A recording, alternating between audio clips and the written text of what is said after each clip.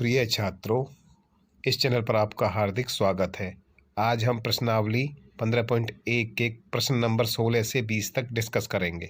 16 किसी कारण 12 खराब पेन 132 अच्छे पेनों में मिल गए हैं। केवल देखकर यह नहीं बताया जा सकता कि कोई पेन खराब है या अच्छा है। इस मिश्रण में से एक पेन यादृच्छाया निकाला जाता है। निकाले गए पेन की अच्छे होने की प्रायिकता ज्ञात कीजिए। तो सॉल्यूशन देखिए आप। हल तो यहाँ पे हमारे पास में खराब पेनों की संख्या कितनी है? 12।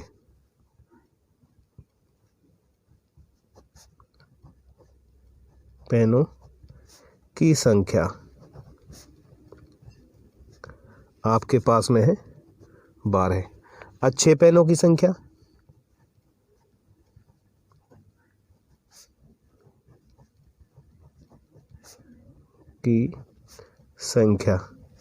जो आपके पास में है 132।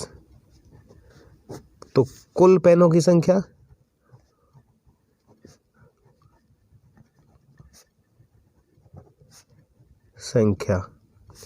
जो आपकी आएगी 144। ये हमारे पास में है। निकालना क्या है? इसमें से एक अच्छे पेन होने की प्रायिकता निकालनी है जो निकाला गया है। तो पी ऑफ अच्छे पेन की प्रायिकता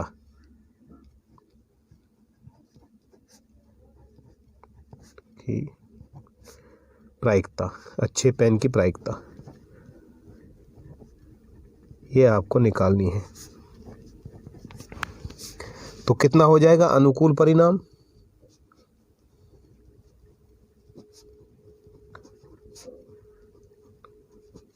बटे सभी संभावित परिणाम।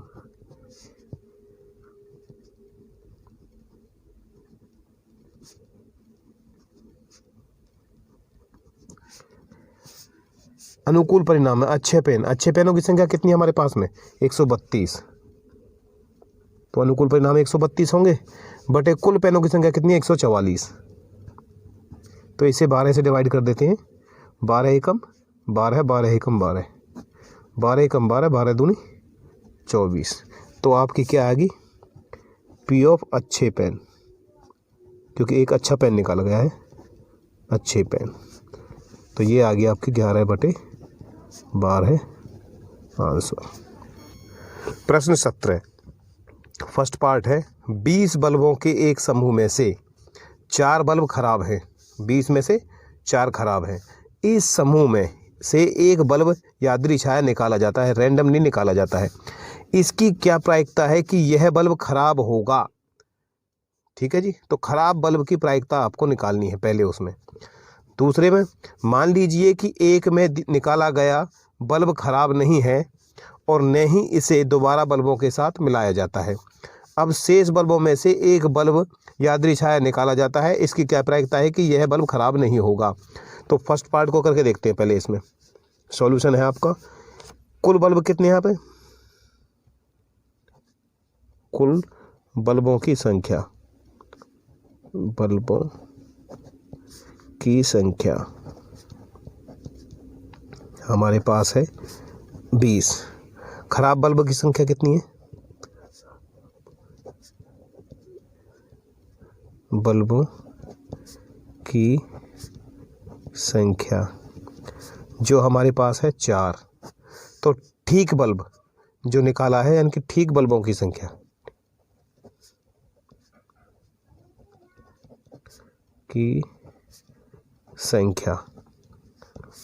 तो हमारे पास कितनी बच जाएगी? 16। तो ये क्या है? ठीक बल्ब है। अब निकालना क्या है? फर्स्ट पार्ट में इसमें आपको दे रखा है कि इस समूह में से एक बल्ब निकाला जाता है यादृच्छाया। इसकी क्या प्रायिकता है कि यह बल्ब खराब होगा? तो पी ऑफ खराब बल्ब तो अनुकूल परिणाम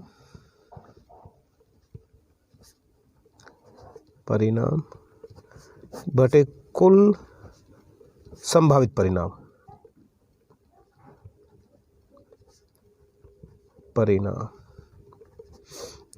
तो खराब की निकालनी है, तो खराब की संख्या कितनी है हमारे पास में 4 बटे कुल कितनी है हमारे पास में 20। 4 एकम 4, 4 पंजे 20। तो आपका आंसर क्या होगा 1/5 होगा।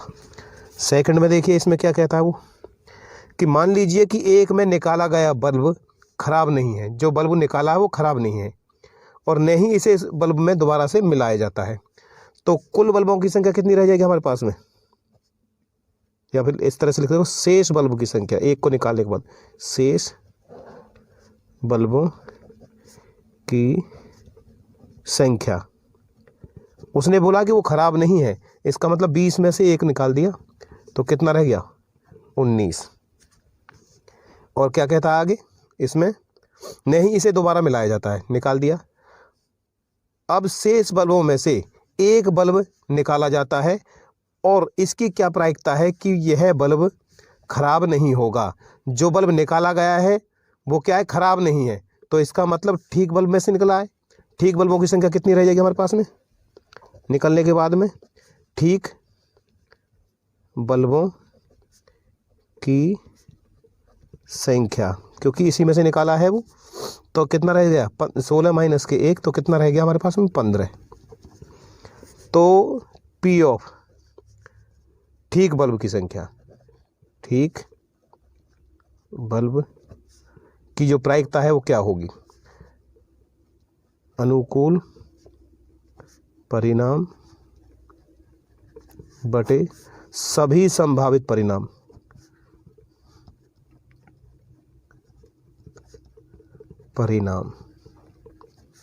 अनुकूल परिणाम कितने होंगे, ठीक बल्बों की संख्या कितनी है 15 बटे कुल कितना हमारे पास में एक निकालने के बाद 19, तो 15/19 आपका आंसर होगा। प्रश्न 18, एक पेटी में 90 डिस्क हैं जिन पर 1 से 90 तक संख्याएं अंकित हैं लिखी हुई हैं। यदि इस पेटी में से एक डिस्क यादृच्छिक निकाली जाती है, रैंडमली निकाली जाती है, तो इसकी प्रायिकता ज्ञात कीजिए कि इस डिस्क पर अंकित होगी 2 अंकों की एक संख्या, सेकंड में है एक पूर्ण वर्ग संख्या और थर्ड में है 5 से विभाज्य संख्या। तो ये तीनों चीज़ें आपकी निकालनी है। तो सॉल्यूशन में देखिए फर्स्ट के लिए क्या है 1 से 90 तक, तो यानी कि जो संख्याएं हैं संख्याओं की संख्या कितनी होगी,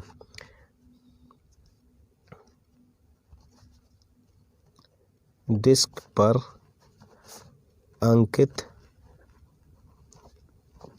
संख्याओं की संख्या,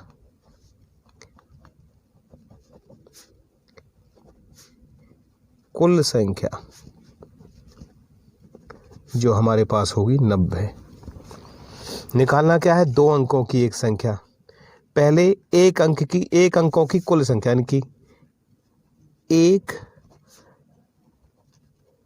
अंक वाली संख्याओं की संख्या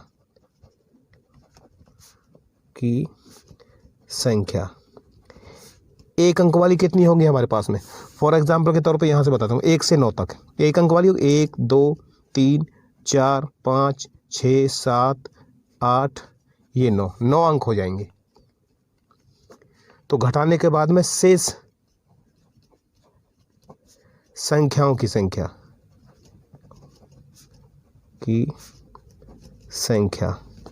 जो हमारे पास बची घटाने के बाद में 81 संख्याएं बची, कौन सी 2 अंक वाली, क्योंकि 1 अंक वाली घटा दिया आपने। निकालना क्या है प्रोबेबिलिटी निकालनी है 2 अंकों की एक संख्या जो निकालनी है 2 अंकों की एक संख्या जिसकी प्रोबेबिलिटी निकालनी है। तो अनुकूल परिणाम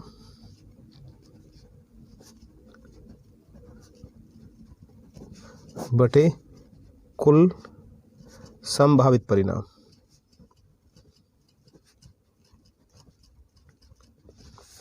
तो हमारे पास में अनुकूल परिणाम क्या होंगे 81, 2 अंकों वाली संख्या कौन सी है यही बचेंगे 81 बटे कुल कितनी है 90। 9 से इसे आप काट सकते हो, नाम 81 है, 9 से 9 एकम 9 0। तो इसका मतलब क्या आ गया आपका आ गया 9/10 आंसर। सेकंड है एक पूर्ण वर्ग संख्या जिसकी प्रोबेबिलिटी आपको निकालनी है। सेकंड, तो पूर्ण वर्ग संख्याओं की संख्या, पूर्ण वर्ग संख्याओं की संख्या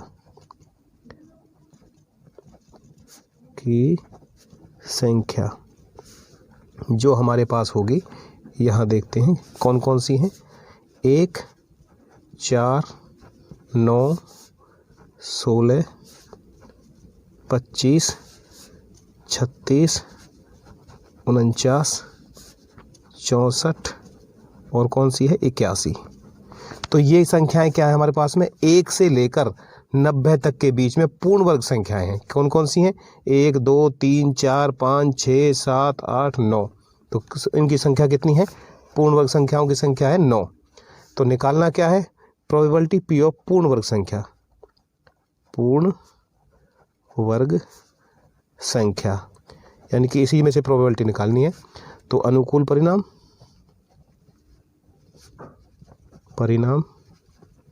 भाग में है कुल संभावित परिणाम, कुल संभावित परिणाम। तो जो आपकी है अनुकूल परिणाम कितने हो गए आपके 9, और संभावित परिणाम कुल कितनी संख्या है 90, 1 से 90 तक 90, 9 से 9 एकम 9, 9 एकम 9 0। तो कितना हो गया 1/10 आपका आंसर होगा। तीसरा है 5 से विभाज्य होने वाली संख्याओं की संख्या बतानी है, इसमें प्रोबेबिलिटी निकालनी है 5 से विभाज्य संख्या। तो यहाँ लिखते हैं 5 से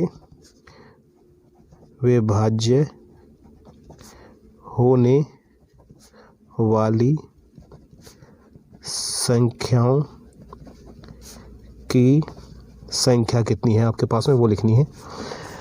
कहाँ से, 1 से लेकर 90 तक के बीच में। तो ये हमारे पास में 5 का टेबल लिख दीजिए आप, आगे तक मल्टीपल लिख सकते हो 5 का। तो ये हमारे पास में 5 एकम 5, 10, 15, 20, 25, 30, 35, 40, 45, 50, 55, 60, 65, 65 के बाद आएगा आपका 70, 75, 80, 80 के बाद 85 और 85 के बाद है आपका 90। तो ये हमारे पास में है। अब कितनी संख्याएं हैं, 1, 2, 3, 4, 5, 6, 7, 8, 9, 10, 11, 12, 13, 14, 15, 16, 17, 18। तो इनकी संख्या कितनी है 18।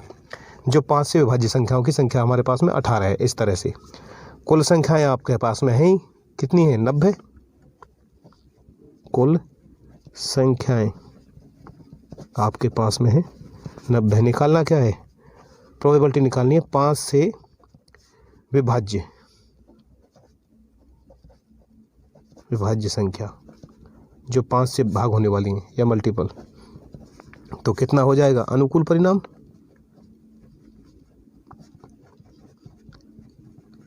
बटे क्या है कुल संभावित परिणाम।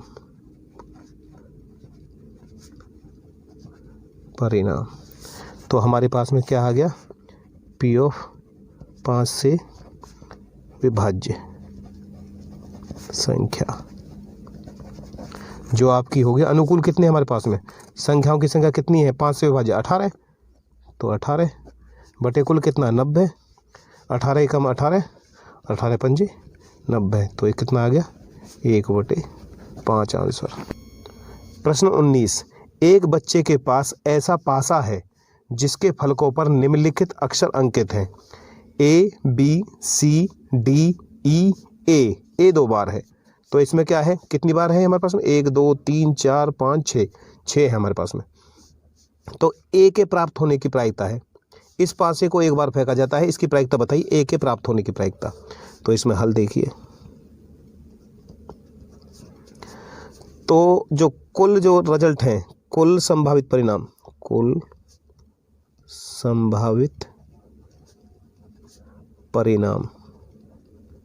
वो आपके पास में कितने हैं 6, क्योंकि 1, 2, 3, 4, 5, 6। और अनुकूल परिणाम किसके, ए के प्राप्त होने के। ए कितनी बार आया इसमें, वो 1 और 2, तो कितना हो जाएगा हमारे पास में 2। निकालना क्या था, प्रोबेबिलिटी ए प्राप्त हो, इसकी प्रोबेबिलिटी निकालनी थी। तो क्या हो जाएगा, अनुकूल परिणाम बटे कुल संभावित परिणाम।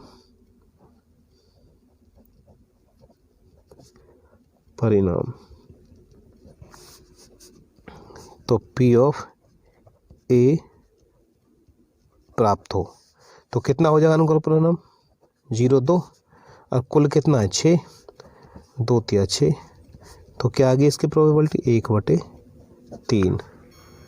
सेकंड है डी प्राप्त हो, तो हमारे पास में कुल संभावित परिणाम, कुल संभावित परिणाम, कुल तो हमारे पास क्या है 6। अब डी प्राप्त हो, तो डी के प्राप्त होने का यानी कि अनुकूल परिणाम कितना होगा डी के प्राप्त होने का, अनुकूल परिणाम किसका, डी प्राप्त हो, डी के प्राप्त होने का अनुकूल परिणाम क्या होगा, वो हमारे पास में केवल 1 है, क्योंकि डी कितनी बार आता है ऊपर 1। तो P ऑफ डी प्राप्त हो, तो यहाँ क्या होगा, अनुकूल परिणाम बटे में क्या है, कुल संभावित परिणाम। तो कितना हो गया, अनुकूल कितना है 1, डी के प्राप्त होने की जो हमारे पास में पॉसिबिलिटी है, और कुल कितना है 6, तो हमारे पास में P ऑफ डी प्राप्त हो, इसकी जो प्रायिकता है वो क्या आएगी, 1/6 आएगी।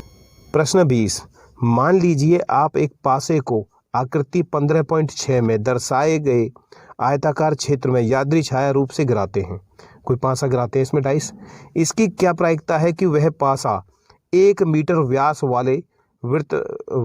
वाले वृत्त के अंदर गिरेगा, यानी कि ये इसके अंदर वो डाइस गिरती है, तो प्रायिकता बतानी है। इसका व्यास कितना है 1 मीटर, तो रेडियस कितना हो जाएगा, यानी कि त्रिज्या हो जाएगी आधी, 1/2 और 1/2, और इसकी लंबाई दे रखी है आपको 3 मीटर आयताकार की, और चौड़ाई कितनी दे रखी है 2 मीटर। तो देखिए सॉल्यूशन को, इसमें फिगर दी हुई है ऑलरेडी। तो पहले देखते हैं आयताकार क्षेत्र का क्षेत्रफल लिख देता हूँ सीधा ही, आयताकार क्षेत्र का क्षेत्रफल आप जानते हो लंबाई गुना चौड़ाई, तो लंबाई कितनी है आपकी 3 मीटर गुना चौड़ाई कितनी है आपकी इसमें 2 मीटर, तो ये आपका आ गया 3 दूनी 6 वर्ग मीटर। ये आपका आयताकार क्षेत्र का क्षेत्रफल आ गया। अब निकालने हैं इसमें जो वृत्त का क्षेत्रफल, इसमें जो है वृत्त का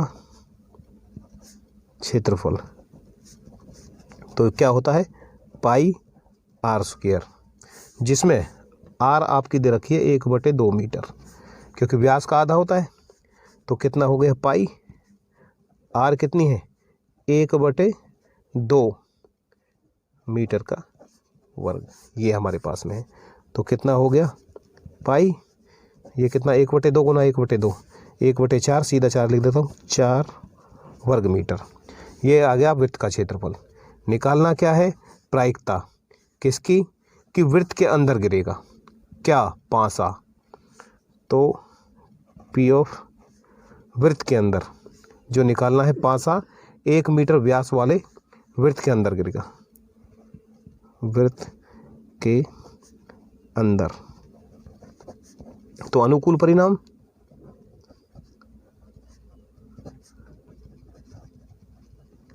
बटे कुल संभावित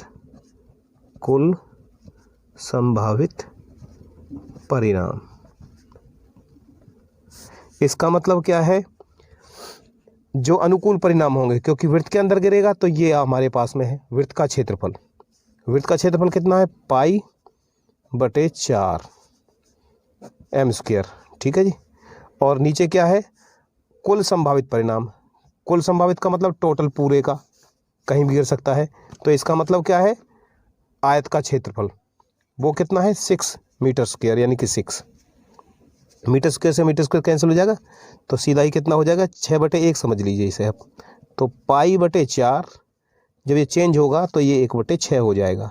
तो आपका आ गया π/6 चौका 24।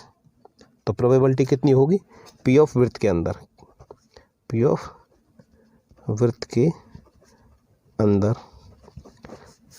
आंसर π/24। प्रिय छात्रों, इससे पहले वाली वीडियोस का लिंक डिस्क्रिप्शन बॉक्स में डाल दिया गया है, वहां से आप उन्हें देख सकते हो। चैनल को सब्सक्राइब कीजिए। इसके लिए बहुत बहुत धन्यवाद।